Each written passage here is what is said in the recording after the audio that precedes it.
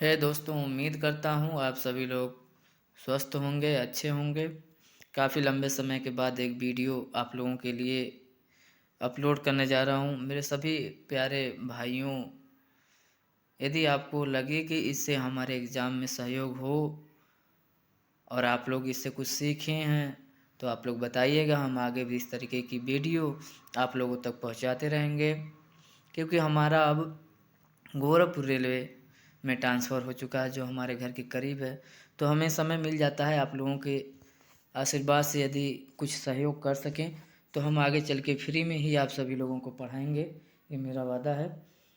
और बिना देर के हम क्वेश्चन नंबर 1 पर पढ़ते हैं। पहला क्वेश्चन आप लोगों के सामने है, जैसा कि आप लोग देख सकते हैं। अभिनव भारत के संस्थापक कौन थे? ऑप्शन है ए महात्मा गांधी, बी विनायक दामोदर सावरकर, बिना सी लाला हरदयाल, ऑप्शन डी बाल गंगाधर तिलक। तो बिना देर के हम आप लोगों को बता दें कि इसका ऑप्शन जो है बी विनायक दामोदर सावरकर है। दोस्तों, अभिनव भारत के संस्थापक कौन थे? विनायक दामोदर सावरकर। इनके बारे में मैं आप लोगों को कुछ डिटेल बता दूं। जैसा कि सावरकर जी अभिनव भारत की स्थापना 1904 ईस्वी में किया था। ये रूस की क्रांति से बहुत अधिक प्रभावित थे। जैसा कि दोस्तों, हर एक इनसे संबंध में पूछे जाने वाले क्वेश्चन को मैं यहाँ पर आप लोगों के सामने बता दूंगा। जो आप लोग मेरी बातों को सिर्फ सुनते रहिए, सारे क्वेश्चन आपको क्लियर हो जाएंगे। और विनायक दामोदर सावरकर जी, जो हमारे यहाँ सैन्य विद्रोह हुआ था, इन्होंने सर्वप्रथम उसे भारत की पहली स्वतंत्रता संग्राम की लड़ाई की शुरुआत बताई थी। इन्होंने ही सर्वप्रथम कहा था कि सैन्य विद्रोह नहीं, ये स्वतंत्रता संग्राम की पहली लड़ाई है। दोस्तों, आप लोगों को इनके बारे में एक और भी चीज़ें बता दूं कि ये हिंदुत्व का प्रचार प्रसार करने के लिए काफ़ी ज़्यादा फेमस थे। ये एकमात्र राजनैतिक कैदी थे जिनका मुकदमा या इनका मामला अंतर्राष्ट्रीय न्यायालय में मचा था। दोस्तों, ये एकमात्र कैदी थे जिनका अंतर्राष्ट्रीय न्यायालय में मुकदमा चला था। और आपको बता दें कि इनका मृत्यु जो है संलेखना विधि द्वारा हुई थी, जिसमें भूख प्यास आदमी जो है छोड़ देता है, तो उस अपने प्राण को त्याग देते हैं। उस क्रिया को जो है संलेखना विधि कहते हैं। तो दोस्तों, उम्मीद करता हूँ आप लोगों ने इनके बारे में काफ़ी ज़्यादा क्वेश्चन कर सकते हैं आप। और आपको तुरंत बता दें कि ऑप्शन सी आपको लाला हरदयाल जो दिख रहा है, ये भी बहुत ही जाने माने व्यक्ति हैं। इन्होंने भी अपने एक पार्टी बनाई थी जिसका नाम है गदर पार्टी। क्या है दोस्तों? गदर पार्टी। तो गदर पार्टी इन्होंने अमेरिका में बनाई थी। और ये जो है अपने सैन फ्रांसिस्को, इन्होंने क्या किया था, गदर पार्टी अमेरिका में बनाई थी और उसका मुख्यालय सैन फ्रांसिस्को में रखा था। और इनके जो गुरु थे वो कौन थे? तो दोस्तों, इनके गुरु लाला लाजपत राय, जिनको आप पता होगा कि अंग्रेजों के द्वारा लाठीचार्ज में इनको चोट आई थी, जिससे मृत्यु हो गई थी। तो ये थे लाला हरदयाल। गदर पार्टी की स्थापना, क्वेश्चन पूछता है कि कहाँ इसका मुख्यालय है, तो आप लोग बता देंगे सैन फ्रांसिस्को में है। और यदि पूछा जाए कि इनका पंजाब में जो है किसने किया था, तो मोहन सिंह भकालू ने सर्वप्रथम इस गदर पार्टी की स्थापना पंजाब के पास किया था। तो दोस्तों, दोनों क्वेश्चन क्लियर। महात्मा गांधी के बारे में तो आप जानते ही होंगे। और तीसरे जो है आपको और बता दें, ऑप्शन डी बाल गंगाधर तिलक के बारे में। तो दोस्तों, बाल गंगाधर तिलक एक बहुत ही अच्छे महाराष्ट्र से घराने से संबंध रखते थे। ये एक टीचर थे, लेकिन ये मानते थे कि अंग्रेज को हम जो है शांति प्रिय तरीके से अपना रिक्वेस्ट करके हम नहीं जीत सकते। तो इन्होंने एक अलग जो है नरम दल और गर्म दल का विभाजन जब हुआ, तो ये गर्म दल की मुख्य भूमिका निभाए, जिसके इनका नाम क्या पड़ा? अशांति का जनक। दोस्तों, ये पूछा जाता है लाल बाल पाल, ये 3 वर्ड आते हैं जो अशांति के जनक के रूप में गर्म दल से संबंधित करते थे। तो क्या कहा जाने लगा बाल गंगाधर तिलक को? अशांति का जनक। बाल गंगाधर तिलक कुछ और चीज़ों के लिए फेमस हैं, जैसे हम आपको बता दें, बार बार एग्जाम में पूछा जाता है कि मराठा और केसरी पत्रिका की स्थापना किसने की, तो ये भी हमारे बाल गंगाधर तिलक ने किया था। दोस्तों, इनको होम रूल लीग, जब इन्होंने होम रूल लीग की स्थापना की तो उनका सहयोगी पूछा जाता है, तो श्रीमती एनी बेसेंट के सहयोग से होम रूल लीग की जब स्थापना की थी इन्होंने 1916 में, तब इनको जो है लोकमान्य का शब्द इनको नाम से जोड़ा गया था। और आपको बता दें हम कि इन्होंने जो है गणेश चतुर्थी और शिवाजी महोत्सव, गणेश चतुर्थी और शिवाजी महोत्सव, इनकी भी शुरुआत इन्होंने ही की थी, जिससे कि आपस में लोगों को जोड़ सकें, अंग्रेज़ों के विरुद्ध एक एकता बैठा सकें। और अब यहाँ पर एक बार बार पूछी जाती है कि गीता रहस्य पुस्तक के लेखक कौन हैं, तो दोस्तों गीता रहस्य पुस्तक के लेखक जो है बाल गंगाधर तिलक जी हैं। और इन्होंने एक वर्ड कहा था जिससे कई बार आप लोग सुने होंगे, स्वराज मेरा जन्म सिद्ध अधिकार है। ये नारा भी किसने दिया था? ये नारा भी हमारे बाल गंगाधर तिलक जी ने दिया था। तो चलते हैं दोस्तों, क्वेश्चन नंबर 2 अब आप लोगों के सामने है। क्वेश्चन नंबर 2 है, नाइटिंगेल ऑफ इंडिया किसको कहते हैं? बस दोस्तों आप लोग मुझे सुनते रहिएगा, आप लोगों की बहुत सारे क्वेश्चन आप लोगों को क्लियर हो जाएंगे। शायद आप लोगों को पसंद आएगा, तो आप लोग बोलिएगा कमेंट में जैसा। हाँ, तो आप लोग को option A Chanakya, B Lata Mangeshkar, C Sarojini Naidu, D Indira Gandhi. तो नाइटिंगेल ऑफ इंडिया आप सभी लोगों को पता है कि ये जो है नाइटिंगेल ऑफ इंडिया हमारी सरोजनी नायडू जी हैं। कौन है? सरोजनी नायडू जी। तो दोस्तों आइए हम सरोजनी नायडू जी के बारे में आप लोगों को कुछ और डिटेल बता दें कि इनको भारत की कोकिला या नाइटिंगेल ऑफ इंडिया कहा जाता है, क्योंकि इनकी स्वर जो है बहुत ही अच्छी थी, बढ़िया मानी जाती थी। इनका जन्म सरोजनी नायडू जी का कहाँ हुआ था? हैदराबाद में हुआ था। और आपको ये भी बताते चलें, जो क्वेश्चन कई बार पूछा गया है, कि इन्हें भारत की प्रथम महिला राज्यपाल इन्होंने बनी थी, सरोजनी नायडू जी। और कहाँ के बनी थे वो? उत्तर प्रदेश राज्य के। और दूसरा क्वेश्चन इनसे पूछा जाता है कि ये कांग्रेस की भारतीय महिला अध्यक्ष थी, पहली भारतीय महिला अध्यक्ष भी कौन बनी थी? सरोजनी नायडू जी। आप लोगों को क्लियर?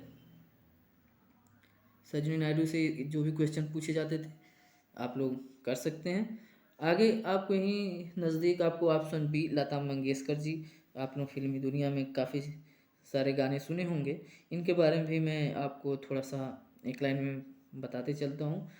लता मंगेशकर जी का जन्म इंदौर में हुआ था और इन बहुत गरीब घराने से थी, लेकिन इनके स्वर अच्छे थे, तो इनके आगे बढ़ाने का जो काम, इनको प्रमोशन या फिर इनको कामयाबी के रास्ते पर चलाने के लिए गुलाम हैदर नाम के व्यक्ति ने इनको आगे बढ़ाया था। और पहली बार इन्होंने जो गाना गाया था, उस गाने को आज भी लोग याद करते हैं, दिल मेरा तोड़ा कहीं का ना छोड़ा। तो लता मंगेशकर जी का पहला गाना आप लोग कह सकते हैं काफ़ी हिट भी गई थी, दिल मेरा तोड़ा कहीं का ना छोड़ा। और इनके गुरु कह दें या फिर इनके कैरियर को एक गाइडर के रूप में गुलाम हैदर ने इनको जगह दी थी और आगे बढ़ाया था लता मंगेशकर जी को। और आपको option number D Indira Gandhi ji हैं, तो इंदिरा गांधी जी के बारे में भी आप लोगों को एक लाइन में बताते चलते हैं। इंदिरा गांधी जी प्रथम और एकमात्र महिला पीएम थी, भारत की प्रथम एकमात्र महिला प्रधानमंत्री इंदिरा गांधी जी बनी, जिनका नाम प्रियदर्शनी किसने दिया था? तो प्रियदर्शनी नाम किसने दिया था दोस्तों? रविंद्रनाथ टैगोर। गुरु जी की भी उपाधि रविन्द्रनाथ को दी जाती है, तो इन्हों गुरु जी रविंद्रनाथ टैगोर ने इंदिरा गांधी को प्रियदर्शनी नाम दिया था। कई बार क्वेश्चन पूछा जा चुका है। और गांधी वर्ड कैसे मिला था इनको? गांधी शब्द जब इन्होंने फिरोज गांधी जी से शादी किया तो इसके बाद इनके नाम के आगे गांधी शब्द जोड़ा गया। और इनके जीवन काल में कुछ ऐसी घटनाएं थी, जैसे 1971 में भारत और पाक युद्ध हुआ था। पूछा जाता है तो उस समय 1971 में भारत पाक युद्ध जो हुआ था हमें विजय भी मिली थी। तो ये इंदिरा गांधी जी के समय में हुआ था। और एक आपातकाल भी 1975 में इंदिरा गांधी जी के शासनकाल में ही हुआ था। ऑपरेशन ब्लू स्टार जो पंजाब में चलाया गया था 1984 में। ये पूछा जाता है कि ब्लू स्टार ऑपरेशन कब चलाया गया था, कहाँ, तो पंजाब के अमृतसर में चलाया गया था। तो ये भी इंदिरा गांधी जी से ही संबंधित है। और चाणक्य के बारे में तो आप सभी लोग भली भांति परिचित ही होंगे। चाणक्य जी चंद्रगुप्त मौर्य के महामंत्री थे, जिन्होंने एक अर्थशास्त्र नामक काफ़ी प्रसिद्ध राजनीति पर पुस्तक भी लिखी है। तो दोस्तों आप लोगों से एक पूछ लें कि क्या आप लोगों को ये पता है कि चाणक्य ने आखिर चंद्रगुप्त मौर्य का साथ क्यों दिया था? काफ़ी उच्च लेवल में ये पूछा जा सकता है। तो घनानंद से सेल्यूकस को भगाने के लिए, बाहर निकालने के लिए चाणक्य ने कहा, और उसकी अनुमति उन्होंने ठुकरा दी थी इसका बातें को। तो उसके दिल पे लगा, उन्होंने ये अपना बदले की भावना से फिर जाके उसको ये किया था उन्होंने। ठीक है दोस्तों, आगे बढ़ा जाए। अब हम आगे बढ़ेंगे दोस्तों। अब क्वेश्चन नंबर 3 पर चलते हैं। आप लोगों के सामने है, सत्यार्थ प्रकाश किस भाषा में लिखी गई है? तो दोस्तों आप लोगों का ऑप्शन है ए हिंदी, बी संस्कृत, सी बंगाली, डी आसामी। तो आप लोग को बता दें कि सत्यार्थ प्रकाश हिंदी भाषा में लिखी गई है। और इसके बारे में हम डिटेल बता दें कि सत्यार्थ प्रकाश जो पुस्तक है वो आर्य समाज का एक प्रमुख ग्रंथ है। और इसके जो रचयिता हैं, इसके लेखक जो हैं दयानंद सरस्वती जी हैं, जिनका बचपन का नाम मूल शंकर जी है। इनका जन्म गुजरात में हुआ था। आप लोग भली भांति इनसे परिचित भी हैं। जिन्होंने पूछा जाता है कभी कभी सत्यार्थ प्रकाश का अर्थ क्या है, तो इसका सही अर्थ होता है कि सही अर्थ पर प्रकाश डालने वाला था सत्यार्थ। और एक चीज़ दयानंद सरस्वती जी से कभी कभी क्वेश्चन पूछा जाता है कि सर्वप्रथम स्वराज शब्द का नारा, तो स्वराज शब्द का नारा भी सर्वप्रथम दयानंद सरस्वती ने दिया था। जिसके बाद यदि ऑप्शन न रहे तो लोकमान्य तिलक जी इसको आगे बढ़ाए थे। इनका एक और नारा है जो बहुत ही फेमस है, वेदों की ओर लौटो। शायद आप लोगों को भी पढ़ते हैं तो पता होगा। तो वेदों की ओर लौटो ये नारा भी हमारे दयानंद सरस्वती जी के हैं, जिन्होंने हिंदी में सत्यार्थ प्रकाश पुस्तक लिखी थी। और ये आर्य समाज के हमारे संस्थापक भी हैं। तो दोस्तों अब हम चलते हैं नेक्स्ट क्वेश्चन पर। शिक्षक दिवस किसके जन्म दिवस के रूप में मनाया जाता है? Option A Jawaharlal Nehru, B Indira Gandhi, C doctor S Radhakrishnan, D Mahatma Gandhi. तो जैसा कि दोस्तों आप लोगों को पता है कि शिक्षक दिवस हमारे डॉक्टर एस राधा कृष्णन जी के जन्म के रूप में मनाया जाता है। और इनके बारे में कुछ और भी चीज़ जो हम आप लोगों को बता दें कि डॉक्टर एस राधा कृष्णन जी का जो जन्म हुआ था वो तमिलनाडु राज्य में हुआ था। और इनका जन्म 5 सितंबर को हुआ था। इसीलिए प्रत्येक वर्ष शिक्षक दिवस हम लोग 5 सितंबर को मनाते हैं। और इन्होंने हमारे देश के सर्वोच्च पद राष्ट्रपति को भी ये सुशोभित कर रहे हैं। ये पहले भारत के उपराष्ट्रपति और दूसरे राष्ट्रपति थे। एम एस राधा कृष्णन जी से एक और क्वेश्चन पूछा जाता है कि ये किससे संबंध रखते थे, तो ये दर्शन शास्त्री थे। तो उम्मीद करता हूँ कि राधा कृष्णन जी से आपको क्लियर हो गया होगा कि ये भारत के प्रथम उपराष्ट्रपति और दूसरे राष्ट्रपति और एक दर्शन शास्त्री से संबंध रखते हैं। इनका घराना तमिलनाडु के तिरुमनी के पास है। ठीक है दोस्तों, अब आप लोगों को ऑप्शन ए जो है जवाहरलाल नेहरू, इनके बारे में भी थोड़ा सा मैं चलते चलते एक लाइन में बता देता हूँ कि जवाहरलाल नेहरू भारत के जो है अपने पहले प्राइम मिनिस्टर थे, प्रधानमंत्री थे। इनके जन्म के रूप में हम 14 नवंबर को बाल दिवस के रूप में मनाते हैं। और जवाहरलाल नेहरू इलाहाबाद इलाहाबाद में इनका जन्म हुआ था, उत्तर प्रदेश में है। इनको एक फूल बहुत पसंद था, जो गुलाब का फूल अक्सर आप लोग देखे होंगे, इनके कोट पर लगा रहता था। और इनसे क्वेश्चन और भी पूछा जाता है कि जवाहरलाल नेहरू ने पूर्ण स्वराज का नारा कहाँ दिया था। तो पूर्ण स्वराज का नारा जवाहरलाल नेहरू जी ने लाहौर में दिया था। और 26 जनवरी 1930 को जब इन्होंने झंडा लहराया था, तो उसी की याद में जो है प्रत्येक वर्ष जो है 26 जनवरी को झंडा अपना लहराया गया, गणतंत्र दिवस मनाया गया। और जवाहरलाल नेहरू सर्वप्रथम गुट निरपेक्ष, जो गुट निरपेक्ष की शुरुआत भी इन्होंने ही की थी, जवाहरलाल नेहरू ने किया था। और आगे आपको बता चुके हैं इंदिरा गांधी जी के बारे में, हम तो बता चुके हैं। और महात्मा गांधी जी के बारे में भी इसमें बस आप ये जान लीजिए, महात्मा गांधी जी का जो जन्मदिन है वो अहिंसा दिवस के रूप में मनाते हैं 2 अक्टूबर को। और श्रीमती इंदिरा गांधी जी का जन्मदिन जो है इनका संकल्प दिवस के रूप में मनाते हैं। और बाकी नेक्स्ट क्वेश्चन पे चलते हैं। उम्मीद करते हैं आप लोगों को ये सेशन पसंद आएगा। तो क्वेश्चन नंबर 5 आप लोगों के सामने है। जैसा कि प्रश्न है, अष्टाध्यायी ग्रंथ की रचना किसने की।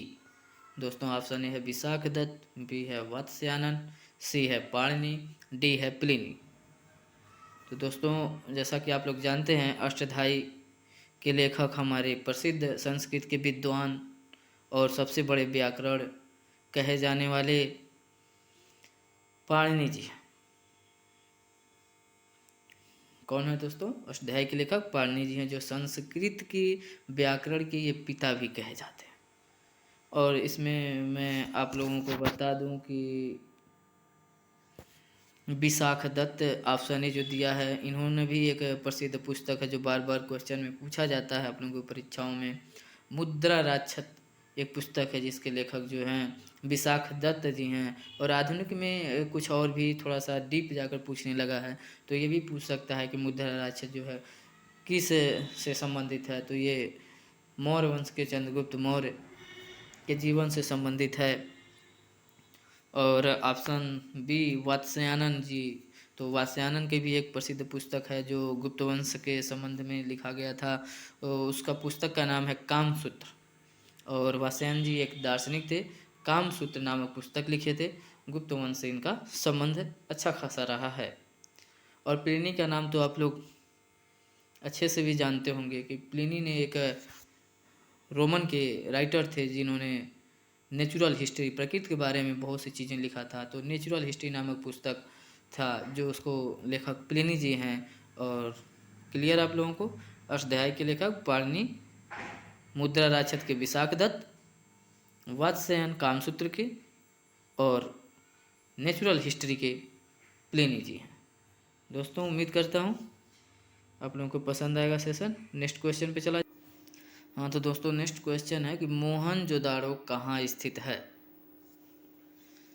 ऑप्शन पंजाब, बी सिंध, सी गुजरात, डी उत्तर प्रदेश। तो इसका आंसर बताइएगा दोस्तों। तो मोहनजोदाड़ो कहाँ स्थित है? तो मोहनजोदाड़ो पाकिस्तान में स्थित है, जिस एक जगह है सिंध प्रांत। तो वहाँ पर सिंध प्रांत के लरकाना नामक स्थान जो पाकिस्तान देश में है, वहाँ पर ये स्थित है। दोस्तों इससे संबंधित कुछ और भी पॉइंट जो आप लोगों को बता देता हूँ कि इसकी खोज राखाल दास बनर्जी ने की थी और ये सिंध नदी के निकट है। 1922 में इसकी खोज जो है अपने रखालदास बनर्जी जी के नेतृत्व में हुआ था। और मोहनजोदड़ो का कभी कभी इसका संबंध पूछता है कि इसका अर्थ क्या है। तो मोहनजोदाड़ो का जो अर्थ है, मृतकों का टीला कहा जाता है। और ये मोहनजोदाड़ो जो है उस जगह पर मृतकों के टीले के नाम से और भी चीज़ें प्राप्त हुई हैं, जो जैसे कि वहाँ पर एक विशाल स्नानागार मिला है, जो काफ़ी उस समय की सबसे बड़ी स्नानागार है। और वहाँ पर एक प्रसिद्ध पूछा जाता है कि काश की नर्तकी की मूर्ति कहाँ मिली थी, तो ये भी मोहनजोदाड़ो में खुदाई से प्राप्त हुई थी। और जो मोहनजोदाड़ो के कुछ ऐसे तथ्य हैं जो अपने भारत में गुजरात नामक राज्य में मिलता है, इसके साक्ष्य। और दोस्तों बाकी आप लोग पता ही है। तो दोस्तों वीडियो काफ़ी बड़ा हो जाएगा अगर हम आप लोगों को और भी चीज़ें बताएं। तो ठीक है, मैं 10 क्वेश्चन की इस तरीके से टॉपिक आपको विस्तृत तो बता दूंगा, जो आपकी एग्ज़ाम कोई भी एग्ज़ाम हो आपका काफ़ी हेल्पफुल रहेगा, क्योंकि इन सभी चीज़ों से मैंने अध्ययन करके लोअर पीसीएस तक पहुंचा है। आपके रेलवे के ग्रुप डी ग्रुप सी के कई एग्ज़ाम निकाल लिए हैं। तो ये उम्मीद करता हूँ कि दोस्तों आप लोगों की भी काफ़ी हेल्पफुल रहेगी। और आप लोग अगर इस तरीके की वीडियो पसंद आएगा, आप लोगों की इच्छा और भी पढ़ने की जानने की है, तो आप बिल्कुल मुझे कमेंट करिएगा। हम छोटे छोटे वीडियो को जब भी समय मिलेगा आप तक पहुंचाते रहेंगे। सभी मित्रों को मेरा धन्यवाद, नमस्कार।